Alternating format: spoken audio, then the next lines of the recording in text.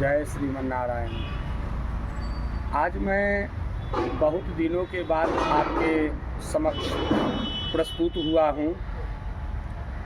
इतने दिनों में मैंने बहुत दुनिया को घूमा और दुनिया के लोगों को हमने देखा, उनकी जीवन शैली, उनके रहन सहन, उनके विचार, उनके हाव भाव तथा उनके कर्म। एक चीज़ मैंने मार्क किया कि मैं नाम किसी का नहीं लूँगा, समझने वाले समझेंगे कि ये जो साफ जो लोग झूठ बोलने पर उतरे हुए हैं, अपने आचरण में झूठ का प्रयोग जो कर रहे हैं, वह यह सोचकर कर रहे हैं कि हम लाभान्वित हो रहे हैं, यानी लाभ मिल रहा है। बंधुओं, यह लाभ क्षणिक है, इस बात को समझना होगा, क्योंकि झूठ की जो खेती होती है वह बार बार होती नहीं। आप लोगों ने पढ़ा होगा बचपन में, एक झूठ को छिपाने के लिए 100 झूठ बोलना पड़ता है। लेकिन आदमी ने, आज का जो मानव है, अधिकतर लोग जो है झूठ को अपने आचरण में उतार लिया है। इससे हानि उन्हीं लोगों की है।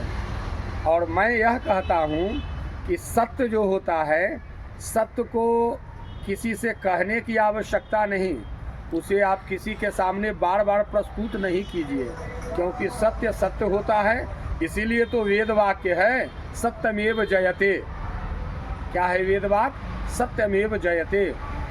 तो वेदों ने भी कहा कि यदि आप स्वयं में, दूसरों को छोड़ दीजिए, कौन क्या करता है क्या नहीं करता है उससे हमें क्या मतलब है, दूसरों को छोड़ दीजिए, आप स्वयं में यदि सत्य का प्रयोग करना शुरू कर देते हैं, अपने दैनिक दिनचर्या में सत्य बोलना, सत्य का आचरण करना, अच्छे कर्म को करना यदि आप शुरू कर देते हैं, तो निश्चित रूप से आप लाभान्वित होंगे। ऐसा मेरा विश्वास है। मैं लाभान्वित हो रहा हूँ। अब ये मत समझना कि लाभान्वित होने का मतलब कि हमारे पास में 10 किता मकान हो जाए, 50 करोड़ रुपए हो जाए। लाभान्वित वो नहीं, लाभान्वित आंतरिक, अर्थात अंदर से एक अलग तरह की आपके अंदर में ऊर्जा आएगी, एक शक्ति आएगी, और जो आपको महसूस होगा उससे आप आनंद में रहेंगे। आनंद समझते हैं ना? सुख अलग है, आनंद अलग है। सुख भोग विलास से होते हैं और आनंद प्रभु के नाम से होते हैं। इसलिए अगर उस आनंद को आप चाहते हैं कि हमारे जीवन में आए, तो उसके लिए केवल और केवल भैया सत्य का प्रयोग करो और इसका लाभ देखो। ठीक है, मिलते हैं फिर एक अगले अंक में। तब तक के लिए जय श्रीमन नारायण।